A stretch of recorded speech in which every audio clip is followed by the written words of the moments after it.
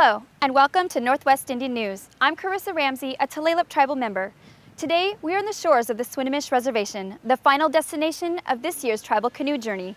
Canoe families have traveled from as far away as Alaska, California, British Columbia, and New York to celebrate the culture and spirit that has lived along these waterways for centuries. NWIN's Robin Carnine had a chance to meet some of the participants and bring us a closer look at this year's Paddle to Swinomish. In 1989, 9 canoes traveled the Puget Sound to take part in the Paddle to Seattle to celebrate and revive the family canoe culture. Since that historic paddle, the movement continues to grow. Today, over 75 canoes landed on the shores of the Swinomish tribe to share songs and dances and tales of their travels. This canoe is Kakawinchiath, that's the name. This canoe is quite large. It's the largest on this beach here today, 42 feet long. It's 4 feet wide. It holds 22 people comfortably. I guess the highlight of my journey would be the day that I pulled into Swinomish and seeing all the people on a rainy day, all greeting. Coming as we came in, they were cheering. You know, every canoe that came in was greeted with warmth on a rainy, cold day, and that's the best blanket you could give anybody. I had plans to go in the Navy after my senior year. Instead, I had a baby, and things were difficult in school and at home because just balancing out being a mom and being a student and all the hard work to graduate. I bought the canoe with my per cap, which they call it 18 money when you graduate.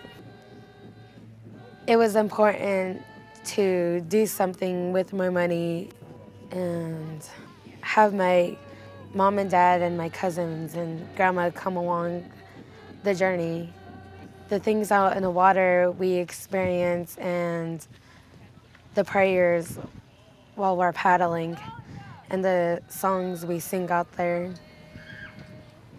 makes us a stronger person.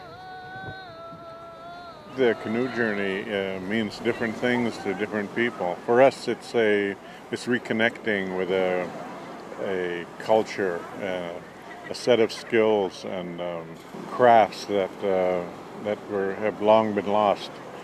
Our people were on the Columbia River, and prior to European contact, all of the travel along the river was by canoe. And so I think this is just one more piece of that puzzle that we're trying to put back together after 155 years. This is my first year paddling. At first it was scary because I didn't expect, didn't know nothing about the water. But after that, I just wanted to be out on the water all the time. And so I didn't want to get off at all. I'm very excited for the next journey. There's been a sleeping giant that has been awakened in the Northwest. It is very evident by all the songs, by all the dances. We went a couple generations where, we just about lost this part of our culture. And when we see newborns on the floor, hearing those songs, when we see toddlers on the floor, learning those songs, and when we see 93-year-old grandmothers out on the floor with these children, that has to be the ultimate high. Drug and alcohol free, just running on adrenaline, partying from 10 in the morning until 3 in the, 10 in the morning till 3 in the morning, going 17, 18 hours a day, just listening to the drums and the songs and seeing the dances. That's what it's all about, just bringing that culture back to our children. The annual canoe journey continues to bring together canoes from around the world to the shores of the Northwest, and continues to be a source of Indigenous and Aboriginal pride instilling wellness and unity for generations of canoe families to come. This is Robin Carneen reporting for Northwest Indian News. When we return, we'll meet the Chumash canoe family and learn why they are returning an eagle feather to the Pacific Northwest after nearly 20 years. That story and much more on this special edition of Northwest Indian News.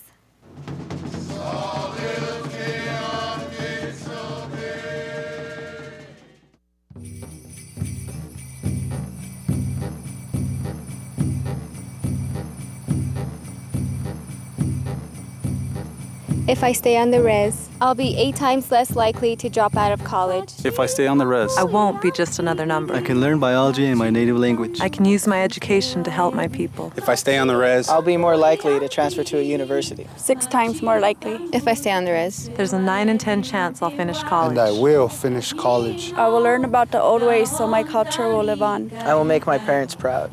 I'll make my people proud. Our history will not be forgotten. If I stay on the res. I can get a quality education.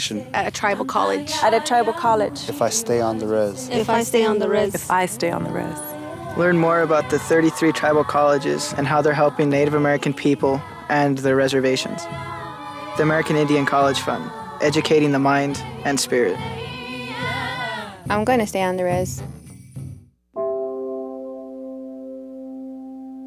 Who says that all good things must come to an end? That nothing lasts forever? That you can't turn the tide for good? For us, protecting nature comes so naturally. We're the tribes in Western Washington, stewards, and have been for centuries to come.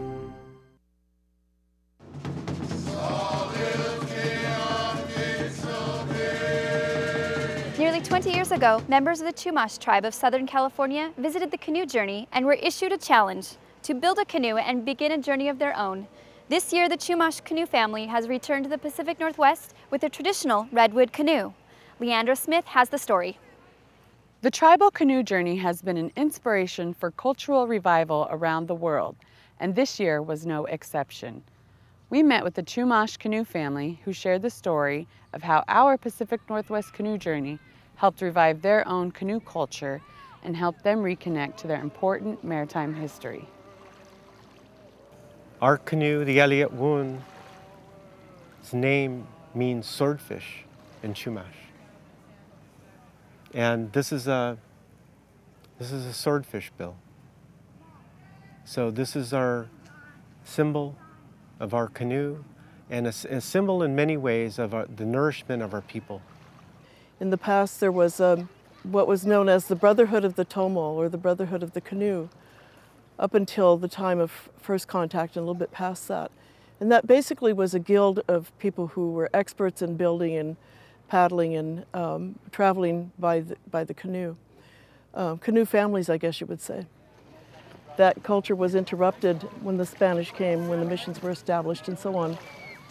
So when people were not able to have control over their own economy and over their own livelihood and subsistence, then they began to lose the knowledge. And the leader of the Canoe Brotherhood purposely put the medicine to sleep, as we say, saying that we didn't any longer know how to do that. And so we needed to put it to sleep just entirely. The Chumash canoe remained asleep for nearly 150 years until it was reawakened thanks to a visit to the Pacific Northwest and the first canoe journey in 1993, the paddle to Bella Bella. A friend and I were at Bella Bella, BC, at Gatuwas, and we were asked about why we didn't have a canoe since we are a maritime culture. And we talked about the history of that with them and all the losses that had happened. And so a few days later, one of the men from there, a Heiltsuk man, came with a seagull feather to us. And he said, "I've been hearing about you Chumash and how you don't have a canoe. What's wrong with you?" And he said, I want you to take this home to your people and tell them that it's from us, and they have to make a canoe and bring it to us when we do a journey. And so that's basically what we did. And so with that encouragement, with that message from the Eagle, we gathered and collaborated as a community. And that's what the canoe does. The canoe builds unity, builds inclusiveness, builds that circle of family and remembering. And the Elliott Wound has been the spirit of our community coming together. September 8th, 2001, we paddled to Santa Cruz Island, our island of Limu, which is an origin place for us, very important place. And the 95% of the people, the Chumash people that went, had not been on the open ocean, had not been on a boat, and had not been to Limu. So it was just a huge celebration. We could hear the ancestors there, and it was just like they're going, oh, they're finally back. What has happened in building that canoe is that a great coming together of people from different segments of our bands. We have several bands of Chumash. And a few people from each band have gotten involved. So it has been a great unifier, which is unusual. I mean, our problems are not all solved. You know, we still have all of our differences and arguments and so on, but we work together regularly around the canoe. And I think it's because we're moving towards something instead of only defending, and I think that that's been critical. And it's been critical that she is ours, that we didn't have to depend on an anthropologist to tell us what to do or how to do it. Very, very important to us. I don't think that you do true revitalization until you own it in that way. We have the honor of paddling in your water. While we were getting ready to come to paddle to Swinomish, we talked about whether it was time to bring the feather back and return the feather, what we were supposed to do with it. And the consensus was that we would bring it with us on journey, and that if at some time there was another canoe family, canoe nation that needed encouragement that we felt we could encourage with this gift of the feather, then we would give it. So we'll keep it with us until we know that we're supposed to, that it wants to go that way. So that's the journey of this eagle feather. And that is a full circle for this symbol of our journey. Following the visit to Swinomish, the Chumash canoe returned to its home waters and will continue its annual crossing to the Channel Islands of Southern California. For Northwest Indian News, this is Leandra Smith reporting. Up next, we'll take an inside look at preparations for this year's canoe journey.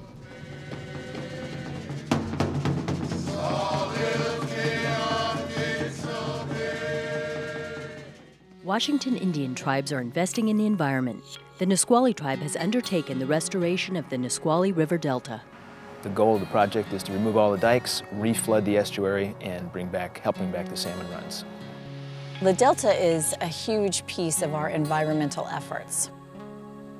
So we feel this really deep internal desire to keep the river as well as these surrounding prairies in the best shape possible.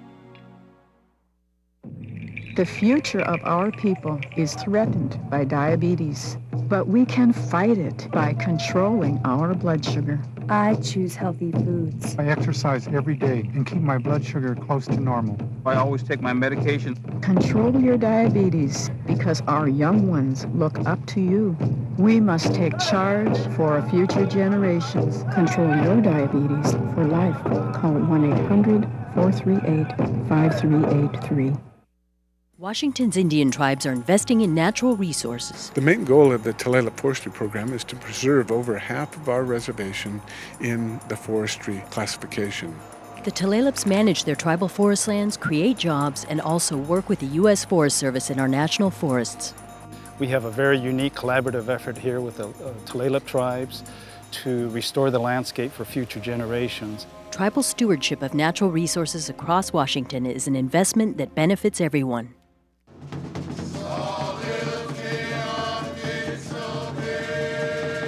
We had a chance to visit the Paddle to Swinomish headquarters before the journey began and find out what goes into preparing for this event. NWIN's Sherry Macy brings us the story. 1 month before the canoes arrive, and preparations are well underway to welcome thousands of visitors to the shores of Swinomish. From organizing meals to building a new waterfront park, Preparing for a canoe journey is a massive undertaking. We met with the coordinators of this year's journey to take a behind-the-scenes look at preparing for the paddle to Swinomish. So we are developing a waterfront park that will not just be temporary for the canoe journey, it'll be long-term. It'll be a park that's open to the public for our people to use. We needed a spot for the canoes to land because our current landing spot was very small and that could not accommodate the amount of canoes we have coming.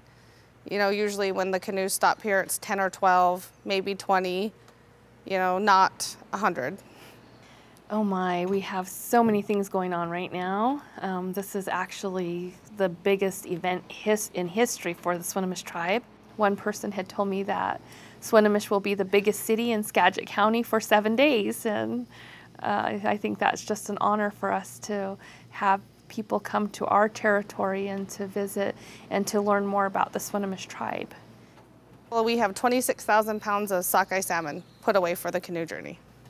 We have tons of food that we're going to have to prepare. We anticipate about 78,000 meals to be served through the week. And that's going to take a lot of cooks, a lot of servers, a lot of bussers. We have a 22-acre campground that is being built right now. And then also upgrading electrical and water within the ball field because that's where our protocol area is going to be. For the Swinomish tribe, the canoe journey involved more than just physical planning. The tribe also came together to revisit their spiritual and cultural traditions.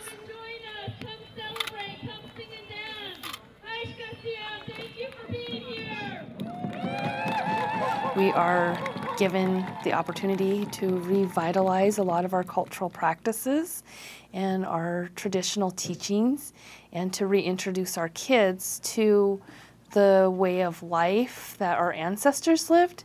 I mean, we could never go back and live the way that they had lived, but we get a taste of how it was for our ancestors to survive on the land and to get in their canoes and to travel, to meet their relatives, to paddle, to go and trade their goods, to use their canoes to go and hunt and fish and just go and spend time with their relatives. Our elders who started the canoe journey decided that this is what it was going to take for us to identify where our problems were and where our strengths were. And bringing all of our relatives together in one place at one time, you know, has been huge, huge success for many communities that they have been able to steer their youth away from the drugs and the alcohol and into a more positive cultural stream where they're practicing this on an ongoing basis. Our motto for this canoe journey is loving, caring, and sharing together. And that motto came from my late grandfather, Quitisaluk.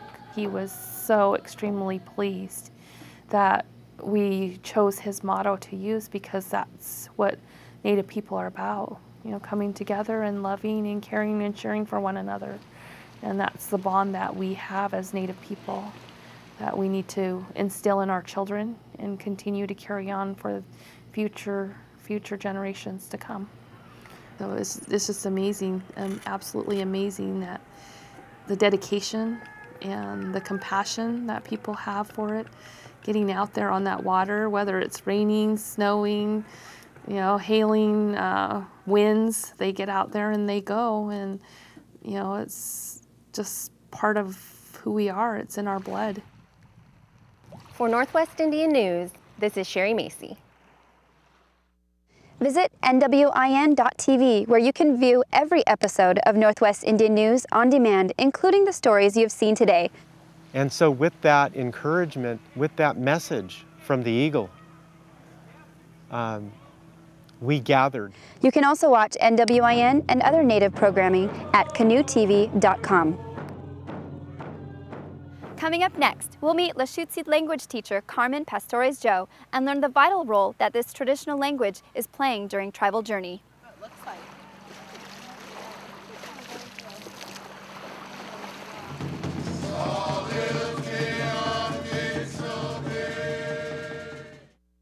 Washington's Indian tribes are investing in jobs. job-creating investments like the $350 million container terminal in Tacoma. Puyallup Tribe through Marine View Ventures is partnering with SSA Marine to develop a 200-acre, 3-berth terminal, which at full build-out will be the largest terminal in the Pacific Northwest. Tribal governments are investing in Washington's economy, creating jobs in many different industries. Everyone's working together to make it happen. The future of our people is threatened by diabetes, but we can fight it by controlling our blood sugar. I choose healthy foods. I exercise every day and keep my blood sugar close to normal. I always take my medication. Control your diabetes because our young ones look up to you. We must take charge for future generations. Control your diabetes for life. Call 1-800-438-5383. Who says that all good things must come to an end? That nothing lasts forever? That you can't turn the tide for good? For us, protecting nature comes so naturally. We're the tribes in Western Washington, stewards, and have been for centuries to come.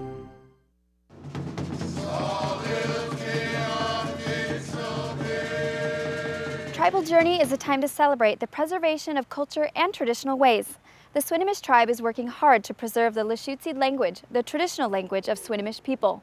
Robin Carney brings us the story.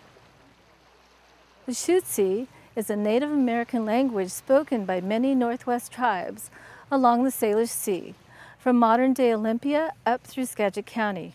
Centuries ago, the language and the culture thrived along these waters. Today, there's a strong movement to bring back a nearly lost language.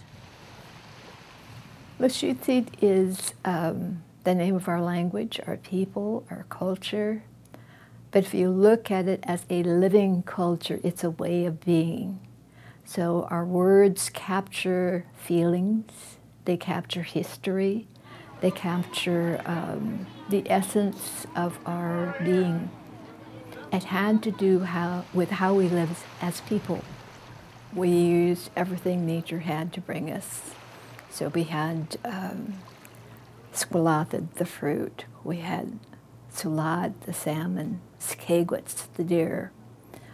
And down in the water, we loved to go clamming. Ahob, that's clamming. So, Carmen is currently teaching classes in Lushootseed and working with tribal members to help restore the language. There are not very many Lushootseed speakers left. In northern Lushootseed, we have no fluent speakers at this point in time. My aunt Vi Hilbert Takshablu was our last fluent native speaker. There are many of us that have been studying the language under her, and we are undertaking the parts that we know. To keep the culture alive, people have got to learn and use the language. We have lisps, T-E. It's hard for people to hear that sound. We have clicks, but many languages have these things. But our people didn't think of these as hard. When we use these sounds with little kids, they pick it up fast because they're not intimidated. They don't mind making funny faces. They think it's great. What's difficult is for adults to do that. But that's part of the fun of the class. We laugh a lot. Lushootseed is more than a language. It's a way of life. Participants in the canoe journey will find many of today's canoe journey traditions have their roots in ancient ways. Protocol is not a new thing. This did not come with the advent of an annual canoe journey. When we journeyed to another land or to another tribe, it was customary to announce who you are and why you come. This is a way of telling people that you come in a good way, with a good heart. It's a beautiful thing to see the use of our native language to welcome people. And people are interested in learning that. So we have the opportunity to teach people to welcome in the language and to do the protocol the way our ancestors did. So we become fluent with the welcoming with English words. We'll now be able to say it in Lushootseed and to say it proudly. So when you see the journey happen, they are welcomed in a certain way, which is traditional when you're entering someone else's land. You make sure that they're fed and comfortable. The other thing is that you take care of them while they're here and send them off in a good way. It was time to exchange stories, to share culture. So they would bring their best stories and their best songs, and they would dance, you know, and you see that today. So that is a sharing of our culture, of their culture, and of a way of life that has been important to Indian people, Atsistalbia, for generations and generations and generations, thousands of years back to early, early times. Learning the language has been quite an opportunity to learn more about the culture. I did not grow up with the culture. I grew up in Seattle, in a faraway land. And as I've come here and learned the language, I've learned so much about my people because the culture is embedded in the language. And the stories carry so much more in the language than they do in English. So I have learned a lot, and I'm happy to share it with anyone. It's beautiful. Our ancestors left us a beautiful gift when they left their stories with us. Tribal Journey grows every year as more canoes and more families join together to paddle these ancestral waters. Next year's journey will be hosted by the Squaxin Island Tribe. I'm Carissa Ramsey, and I hope you've enjoyed the stories we've brought to you today. Thanks for watching, and I will see you next time on Northwest Indian News.